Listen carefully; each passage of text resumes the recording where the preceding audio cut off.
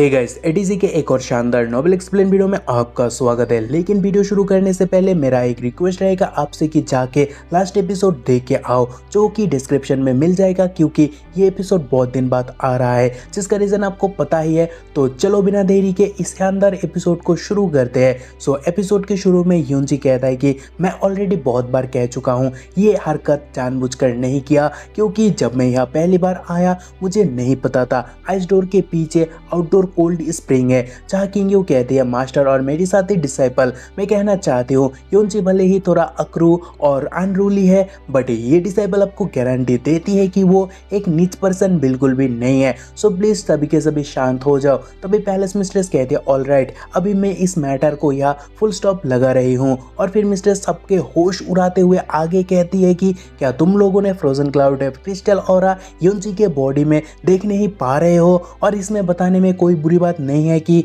Yoon-ji officially frozen cloud immortal palace की disciple है। जो सुनकर डिसाइपल के दिमाग आउट होती है and they be like master आप कैसे एक मेल डिसाइपल को एक्सेप्ट कर सकते हो? जहाँ मिस्ट्रेस भी लाइक ये ग्रैंड पैलेस मिस्ट्रेस की डिसीजन है और ये क्यों लिया गया वो मैं आपको नहीं बता सकती हूँ, और ना ही तुम लोग इस बारे में मुझसे सवाल कर सकते हो। और ये भी भूलना मत, हमारे सेक्ट का ग्रैंड असेंबली हो रहा है, वो भी कल 10 बजे मेन हॉल में। तभी फ्रोजन क्लाउड इमॉर्टल फेरी मूरन के अंशु गुस्से से आइस सॉर्ट को निकालती है और कहती है हालांकि वो अभी सेम सेक्ट को बिलोंग करता है, फिर भी उसने जो किया उसके लिए हम एक आंसर की मांग करते हैं, नहीं तो हम इस मैटर को आसानी से जाने नहीं देंगे। तभी वाइफ किंग्यू माफी मांगते हुए कहती है एवरीवन आई नो यह यूनजी फॉल्ट पर है, लेकिन ये डिसाइपल श्योर है कि ये बस एक एक्सीडेंट है। सो प्लीज इस डिसाइपल के खातिर डिसाइपल के हस्बैंड को थोड़ा लाइट पनिशमेंट दिया जाए। और फिर वो यूनजी को सीनियर सिस्टर और मास्टर को जल्दी से जल्दी माफी मांगने कहती है, क्योंकि भाई अभी भी सीना चौड़ा करके खड़ा है।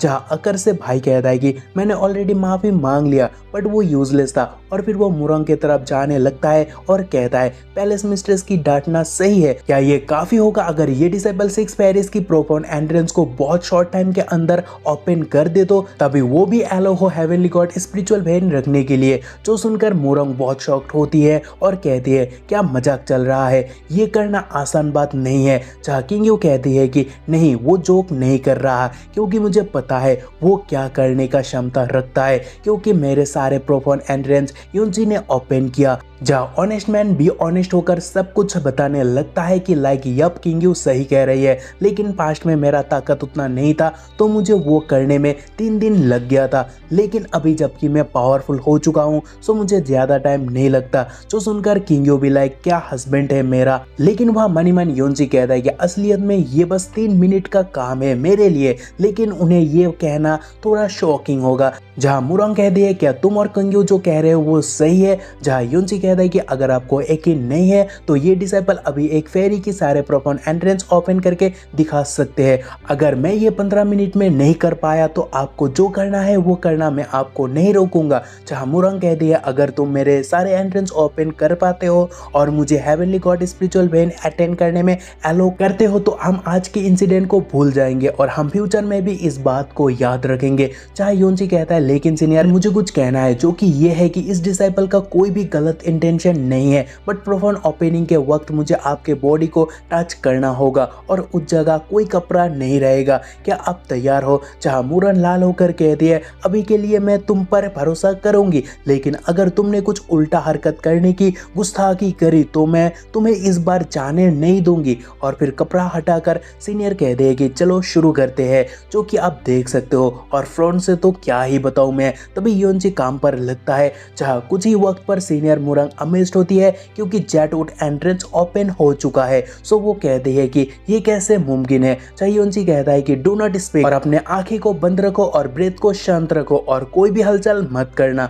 और साथ ही अपना प्रोफाउंड एनर्जी इधर उधर एजिटेटेड होने मत देना। और फिर कमीना हर एक गेट को ओपन करने लगता है, और मैंने कमीना इसीलिए कहा क्योंकि भाई उसके बाद सोचता है कि फेरी की बैक एकदम टॉप नॉच है और वो एक गधा होगा जो इसका फायदा नहीं उठाएगा। तभी मुरंग बहुत ही खुश है because she can feel now her entrance open हो चुका है और वो सुनकर सारे डिसाइपल चौंक जाते हैं। तभी वाइफ किंग्यू कहते हैं कि युनची क्या तुम ठीक हो? जहाँ युनची कहता है कि मैं ठीक हूँ, बस थोड़ा थक गया हूँ। हालांकि मैंने ज्यादा प्रोफाउंड एनर्जी यूज नहीं किया और इस तरह के मैटर ज्यादा मेंटल एनर्जी को इस्तेमाल करता है। और साथ ही वो मन ही मन कहता है कि किंग्यू सच में मेरा प्यार करती है। और फिर युनची आगे कहता है कि लकीली ये डिसाइपल सक्सेसफुल रहा और हेवनली गॉड स्पिरिचुअल बहन के साथ फेरिस की कल्टीवेशन ग्रेटली इंक्रीज होगा। और फिर वो मिस्ट्रेस को इस मैटर को सीक्रेट रखने कहता है। जहाँ जवाब में मिस्ट्रेस कहते हैं कि चिंता मत करो, तुमने हमें तुम्हारे इस वर्ल्ड शॉकिंग एबिलिटी को देखने दिया, मतलब तुम हमें ट्रस्ट करते हो, सो हम इसे कैसे लोगों को बता सकते हैं। और फिर वो किंग्यू को युनची को रेस्ट कराने ले जाने कहती है, वो भी प्रीवियस फ्रोजन पेविलियन रेसिडेंस जहाँ यूचन रहा करती थी। क्योंकि मेल डिसाइपल तो वहाँ था नहीं, तो उसे वहाँ टेम्पररी रहने कहा जाता है। और उसके बाद मिस्ट्रेस किंग्यू को युनची के लिए आइस के हार्ड प्लेट और आइस सिकारा लिक्विड जेट लाने के लिए स्नो काउंसिलिंग हॉल जाने कहती है। जहाँ किंग्यू कहती है ओके। और जाते हुए मिस्ट्रेस सोचती है कि एंसेस्टर ने जो भविष्यवाणी छोड़ी थी उसमें कहा गया था कि ग्रेट क्लैमिटी के गुजरने के बाद सेक्ट 10,000 साल तक फलता फूलता रहेगा। सो क्या प्रॉस्पेरिटी का कारण युनची हो सकता है?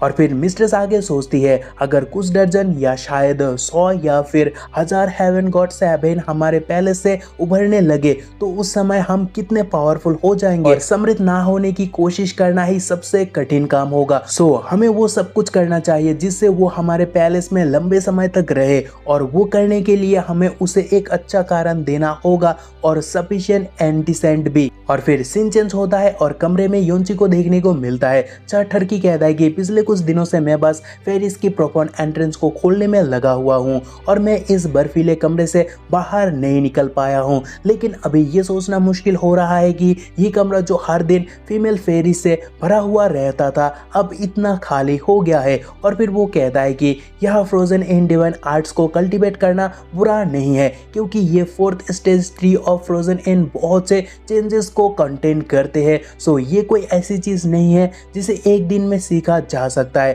जस्ट जैस्मिन भी लाइक तुम अचानक फ्रोजन इन डिवाइन आर्ट में इतना इंटरेस्ट क्यों हो? क्योंकि ताकत के मामले में ये फोनिक्स फ्लेम और हेवी सॉर्ड के तुलना में बहुत कम है। सो क्या तुम्हारे ध्यान भटकाने और समय बर्बाद करने का कारण नहीं बनेगा? चाहे युनची कहता है कि फ्रोजन इन डिवाइन आर्ट का एक ही स्तर फोनिक्स को भी जमाने की क्षमता रखता है और ये डिफेंस और सीलिंग में भी स्पेशल है। सो बहुत से टाइम ये मेरे बाकी मेथड से कहीं गुना ज्यादा हेल्पफुल होगा। और ऊपर से 4 महीने के अंदर मैं फोनिक्स डिवाइन एम्पायर जा रहा हूँ एंड यू नो आइस की विशेषता आग का अभिशाप है। सो ये मेरे लिए काफी हेल्पफुल होगी जब मुझे डिवाइन फोनिक्स के लोगों का सामना करना पड़ेगा। जहाँ जैस्मिन भी लाइक सो तुम्हें पता है डिवाइन फोनिक्स एम्पायर कितना खतरनाक है। चाहे युनची भी लाइक मुझे जितना जल्दी हो सके फ्रोजन एंड डिवाइन ट्री को पूरी तरह से समझना होगा। और फिर वो सोचता है कि मुझे ये भी श्योर करना है कि उस समय जैस्मिन मुझे तंग ना करे और किसी सोच में मगन ना हो। और फिर भाई हमारा कंपर लग जाता है और हमें 7 दिन बाद का सिनारियो देखने को मिलता है।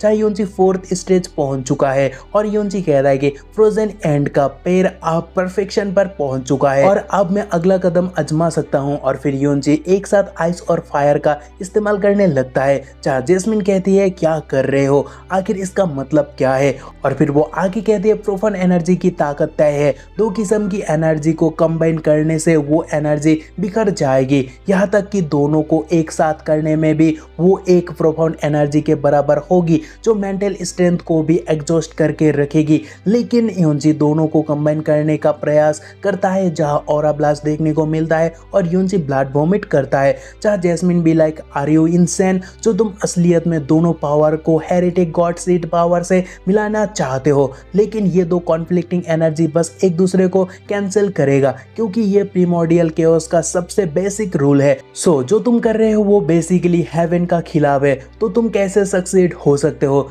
जहाँ युनची भी लाइक जबकि मेरे पास बस एक ही लाइफ है, सो कौन क्या किससे मिलने वाला है वो सब सोच के मैं वक्त बर्बाद नहीं करूंगा और मेरा मानना है कि इस दुनिया में नामुमकिन कुछ भी नहीं है। और फिर वो कहता है कि डेथ फिर भी रिबॉर्न हो सकता है और समय को उसके प्रवाह के खिलाफ किया जा सकता है जो कि हेवन के खिलाफ है। ऐसे में आइस और आग को मिलाना नामुमकिन क्यों है? और बस 7 ग्रेट हेवनली ट्रेजर इस दुनिया का ऐसा चीज है जो हेवन के खिलाफ जा सकता है और शायद से एंशियंट गॉड भी हेवन के मार्ग और नियम को एक निश्चित सीमा तक उलट सकते थे।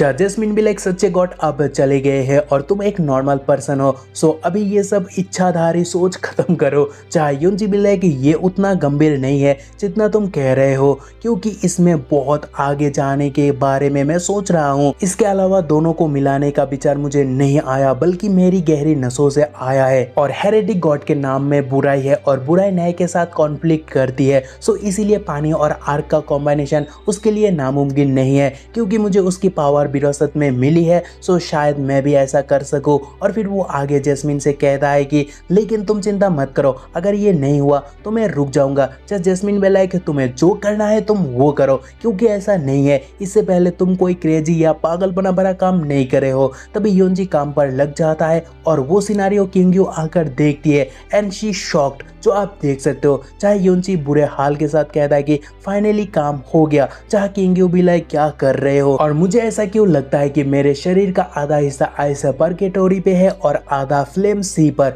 जहाँ न्यू ऑरा के साथ योनजी कहता है ये खास किस्म का आइस और फायर है जो नेचुरल लॉ की डिफाइंग से बनी हुई है, यानी ये नेचुरल लॉ के खिलाफ है। जहाँ किंग्यू कहती है क्या ये फायर एंड आइस का कॉम्बिनेशन है, और कहता है कि ये वास्तव में पॉसिबल कैसे है। जहाँ यूनजी कहता है कि ये बस मैं ही कर सकता हूँ और कोई नहीं, और अभी मुझे बस एक झलक मिली है और मुझे अभी भी बहुत ह्यूज बैकलैश को सहना पड़ेगा, और ये पूरा मैटर मेरा सीक्रेट माना जा सकता है। सो मेरी वाइफ, क्या तुम इस सीक्रेट को बनाए रखने में मेरी मदद कर सकते हो। चाहे ये एपिसोड खत्म होता है, सो मिलते हैं अगले एपिसोड में, तब तक के लिए बाय।